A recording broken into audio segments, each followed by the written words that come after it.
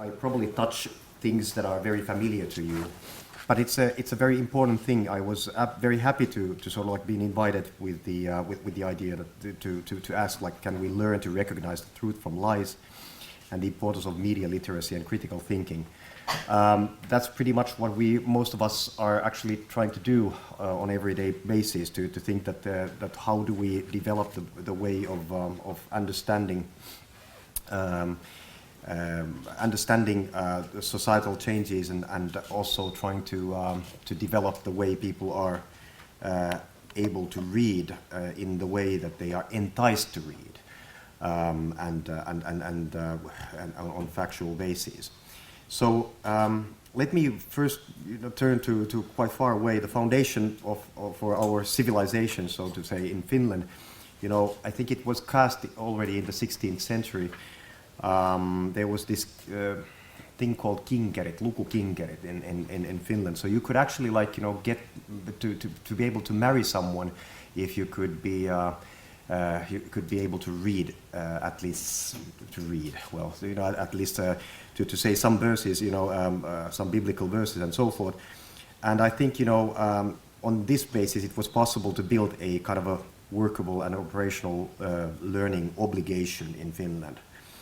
And Finland turned 100 years a couple of years ago, and if we look back in 1917-18, it's actually staggering, to see that it was a completely a developing country, very poor one, but the literacy rate was already in 1917 it was 95%, which is unbelievable in the sense.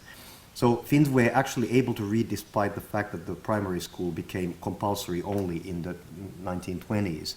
So there was I would not say it would be a completely solid system or a complete functionable system, but there was a schooling system already in place, which enabled, I would say, vast majority to be able to read.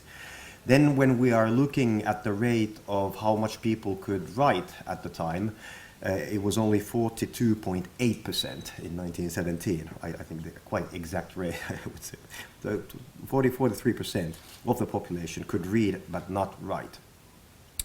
But thanks to the elementary school, the writing also improved rapidly, and this is debatable. But the last illiterate, to my knowledge, died in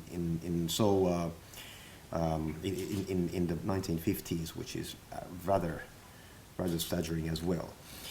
But I think the literacy enabled the nation to develop rapidly. So it was really the foundation, along with the rule of law, and I think the bases of the basic structures of the rule of law actually were inherited, from the Swedish kingdom. From the 18th century,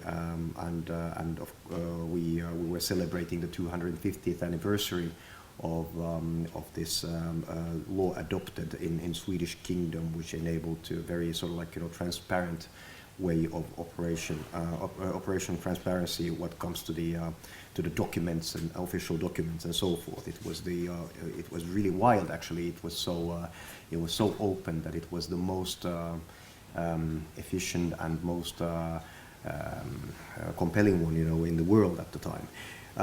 So in the 19th century, there was a solid base, and during the autonomy period under the Russian rule, these bases were the foundations were there already, and they kept on, and they were then during the Finnish independence they were developed as well. So I think this, along with the fact that nowadays the press freedom issue is brought up in the limelight much more than it used to be brought in 10 years ago, for instance, a decade ago. I think this is a very positive thing. It is a very positive thing that we all are here today and discuss about these things, because very often in a quite well-organized society such as Finland, people, things are being taken for granted very easily. And I think the press freedom issue was one which was increasingly taken for granted until, I would say, 2008, 9, 10, very few, even journalists in Finland, knew that Finland was topping the RSF Press Freedom Index at the time. So it's actually very recent that we all know that we are pretty good in that we are part of we are actually the land of the free press, and I think, you know, all the campaigning and the officials and some of the politicians as well who have been come along in order to really address it this loud and clear. That has been very good. It wasn't like that in the early 2000s, for instance. What comes to the literacy part, it's also important. So if you had your eyebrows going up, you know, when I said like 95%, you know, then, you know, it's only a sign that we should probably talk more about it and be more loud about it too. Because then if we are also aware of the fact that what we can lose. And I think there is a very strong appreciation in Finland, you know, to talk about the literacy part and understanding that it's an antidote against the hybrid threats and information warfare. But then when you go into the very action part and very so like everyday stuff, then I think, you know, people are becoming a little bit more vulnerable and more sort of like, you know, not so podium oriented. So most of the literacy stuff is being brought up from the podium, like I'm doing here now. Rather, the most of the operational structure should be taken into the schools, but also into the very everyday life of the families, and understanding the role, not only the teachers, but then, you know, the parents, how they should deal with this thing, and then also the grandparents and other siblings and family members. And I think we are not there yet. We are discussing about it increasingly, but I think there is a lot more to do. But I was very happy actually to visit the book fair. That was the last day on Sunday, and very happy to see how much there were families and small kids and so forth, and then discussing with Ronja Salmi, who is the head of the book fair institution. She said that there was a lot more of younger population and young people, families and so forth than used to be. So the increase was almost 20% or so. So that's a very good sign. So that's pretty much where we are coming from. But I would say in the first that we should be more loud about it, to be able to understand what we can lose. We have the magnificent Oodi Central Library just opened in the heart of Helsinki, and at the same time the reading of children and adolescents has gone down in the light of statistics. And a year ago I talked with Hannu Salmi and Helena Tuneberg, who are researchers, and they've done a great deal in order to draw attention in the everyday situation surrounding this issue. And they were actually wondering, and they still wonder, whether the decline in literacy scores in PISA and the decline in Donald Duck's reading circulation over the past 15 years, how much do they correlate? And even if that would sound a little bit funny, but then when you think about that reading habit, that how many have you had like Donald Duck coming in your home? Yeah, everybody. Okay, here you are. So there is, it would be actually a news if there wouldn't be any correlation. So that's what Hannu and Helena they've been really doing, and they've been going in and scrutinizing this case, and they say that this may be a very interesting indicator. And it's not just about reading at school or learning to read there. It seems that the reading sources have generally declined. So really the sources also are declining, which is actually worrisome effect as well. Of course, like the PISA literary scores, they are determined by both mechanical literacy and reading comprehension factors. We know that when mechanical literacy begins to decline, it directly affects understanding of what is being read. So it's really fundamental. My question is that are we actually in the middle of a historic societal test, even though we are not really understanding on everyday basis? The thing is that we can see, for instance, from HS, Helsingin Sanomat digital reading statistics, that there are a great deal of younger people who are reading good chunk of factual-based news and longer stories and so forth. We can see that we are not actually in Finland facing a huge current problem in reading. We can also see that a younger population, people in the 25 to 40, I would like to say 45 because I'm 45, but when talking about the younger, until 40, they are also willing to pay for factual-based good chunk of information. And so I think, there's no sort of like, a huge alarming sign there. But when we are talking about historical societal test, are we actually now having young people, especially boys in the primary school, that are really the first population cohort that have actually we have never seen before, because they're having a handheld device from the very beginning of the very first school day, and then concentrating in playing with the mobile phone.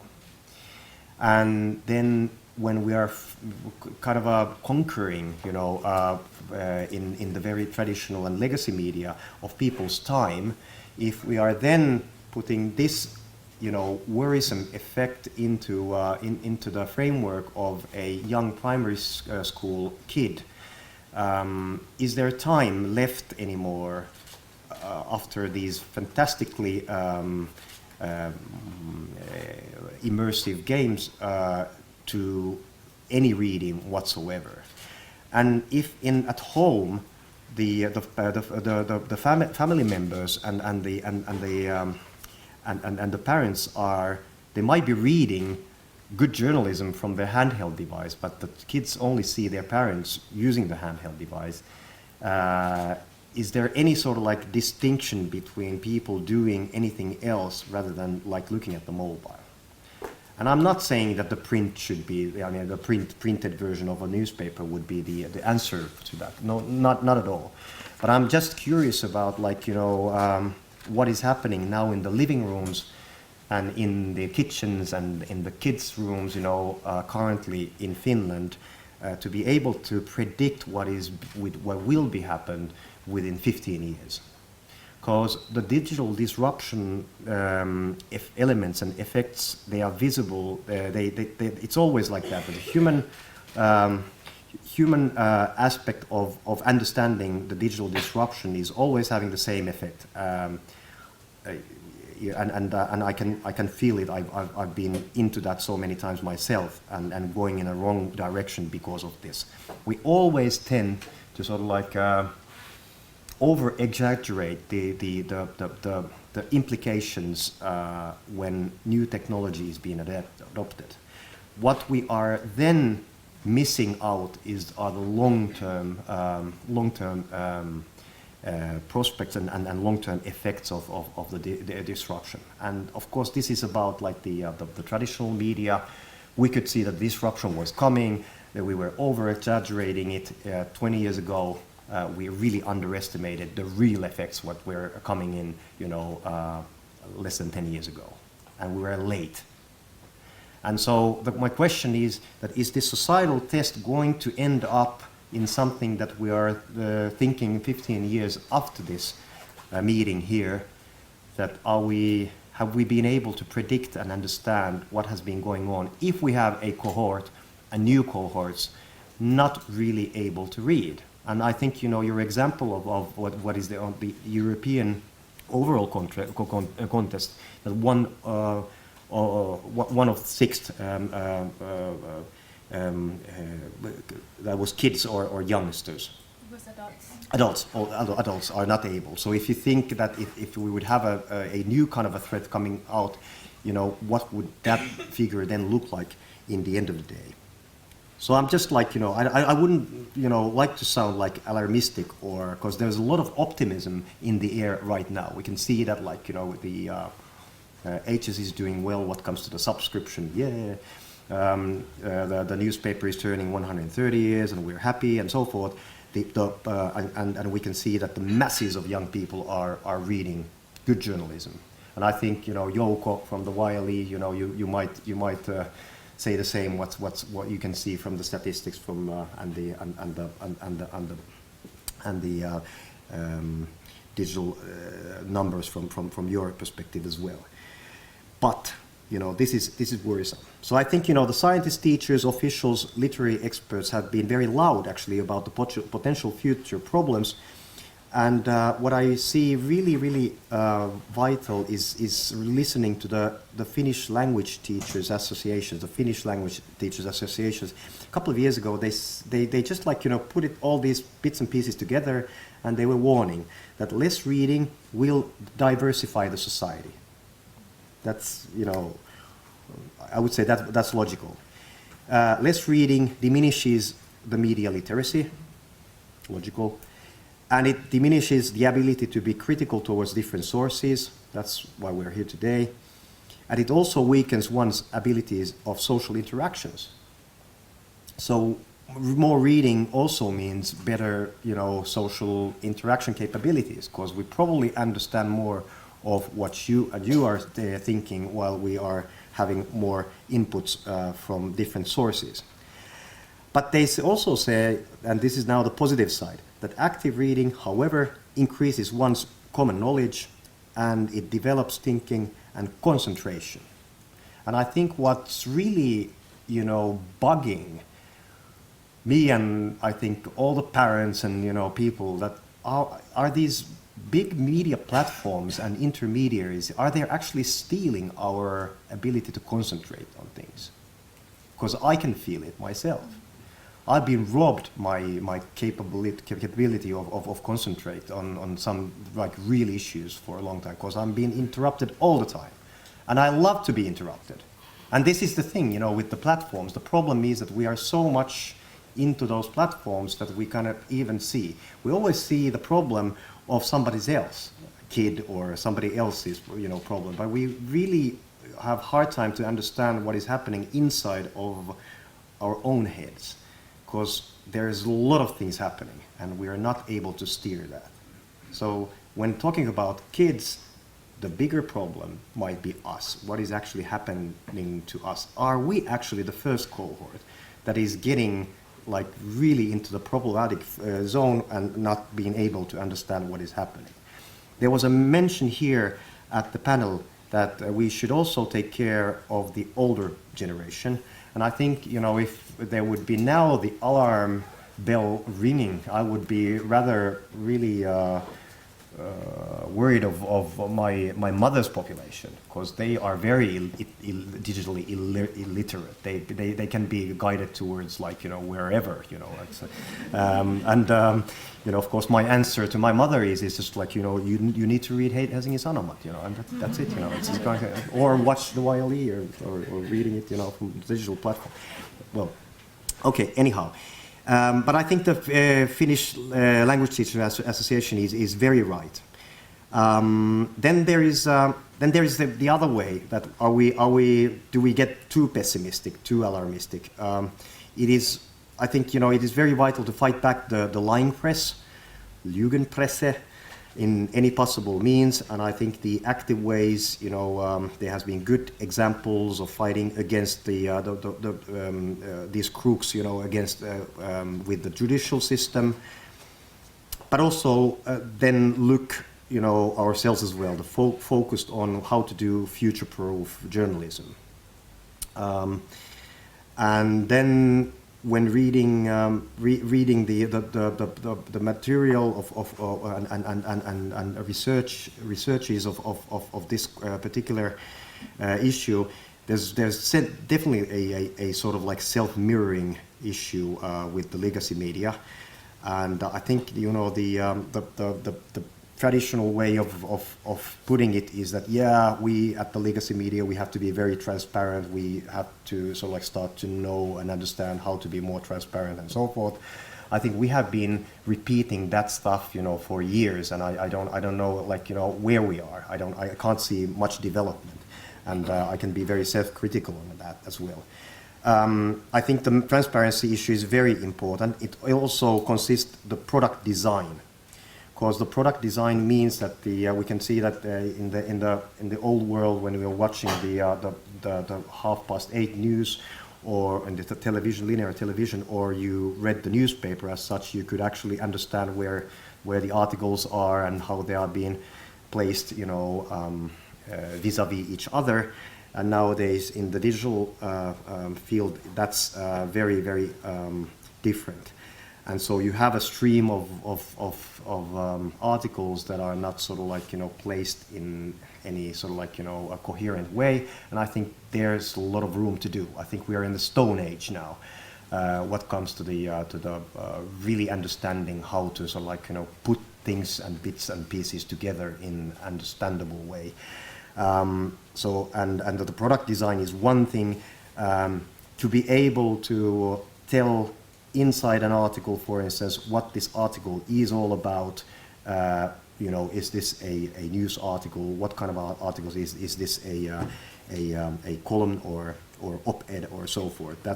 Those are no-brainers. But how much we have been doing it until now, very little. Very important. Then there is also the storytelling part.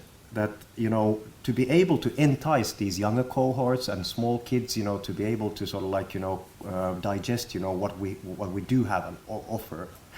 I think this is a very, very important thing, on the whole, that we need to do good journalism, but to be able to develop the storytelling capabilities much faster than we have been able to do until now. Because if there is no enticement, there will be no reading.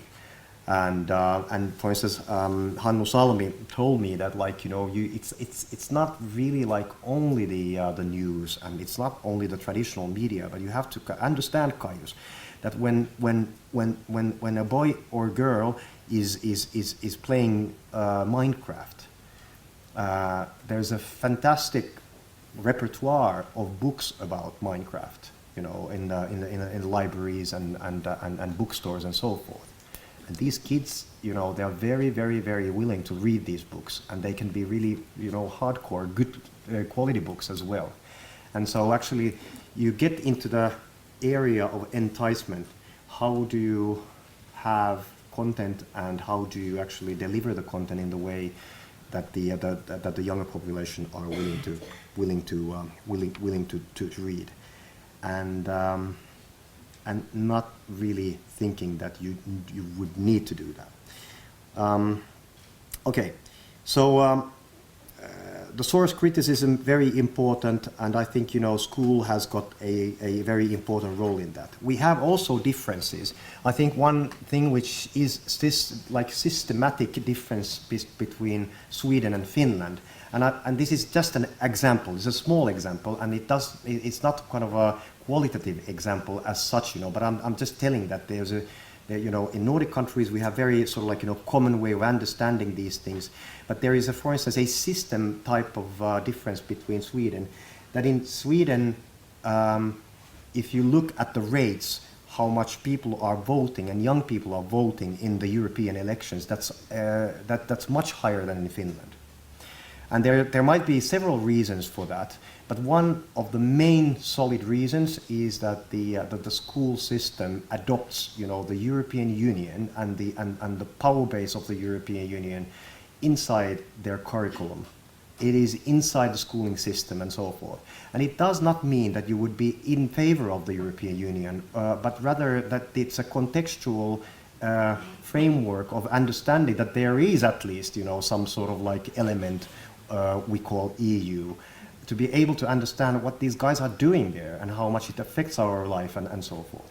And I think, this is only a very small example that what we are actually lagging, what we are lacking, and what would be, the next stage of development inside the schooling system to be able to sort of like, get people and get the kids inside the societal role, not because of the society, but because themselves, they are needed to build the society themselves. They need to be part of the society.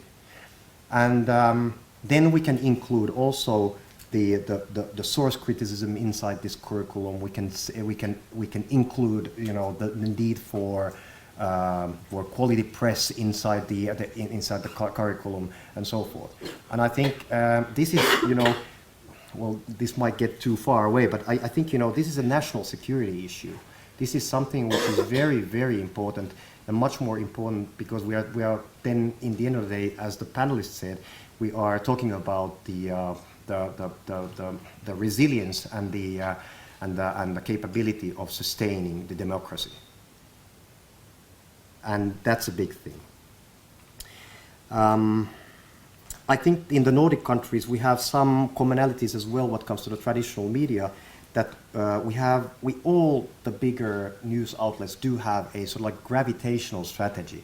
We call it destination strategy. It means that we are not letting the platforms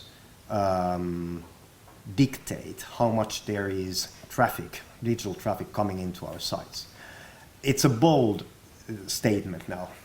It's, of course, the everyday life is not that bold. But I would say that the strategy has been there for 15 years. It has been a clear-cut and well-understood strategy. It's not there for hazard. It's because that if the platforms, if we would be completely platform junkies, that we were just expect the platforms to deliver most of the digital traffic, then we would end up in a situation as in many European, Southern European countries, for instance, are that there's like that really the top sites inside the countries are the platforms, and then non-journalistic sites. And this strategy actually, the destination strategy correlates with the trust of press and other trust factors and numbers as well. And I think that's very important. We're not letting the intermediaries, you know, to be the first-hand destinations, because they are already. I mean, of course they are destinations, but to be able to be sort of like, you know, balancing that stuff. If I look at it from the HS perspective, because I don't know the HS numbers, we are having a lot of traffic from the Facebook, from the Google, from the Twitter, and so forth. But if that would be cut out, you know, within 1 second, we would be definitely sustainable. We would not be sort of like, you know, in a position that everything would collapse. And so that's what I call future-proof. Okay. I would say that the kids that are now being born, they will leave to the next century. So actually we are talking that what kind of a society we want to have already in 2118, 19, 20. And so I think really, you know, which is interesting, while looking at the newspaper that is turning this week 130 years old, we can see that it's really, really close, you know, the chain of the different different generations of journalists and different generations of readers. It's a chain, and it's really easy to catch up. You know, did you know that Helsingin Sanomat growth actually happened to be time-wise? It really goes into 1914, 15, 16. Because of the First World War. You know, there was people in Finland who were so anxious to know what is happening all around Europe, even though the First World War did not affect Finland so much, that you know the readership of Helsingin Sanomat then broke and increased really rapidly. So these elements are very close and they are very logical and so forth. So when we are now discussing about these issues here, I would say that we are actually making decisions to the next century, which is very close as well, even though it might sound that it's far away. So let's make history together. Thank you.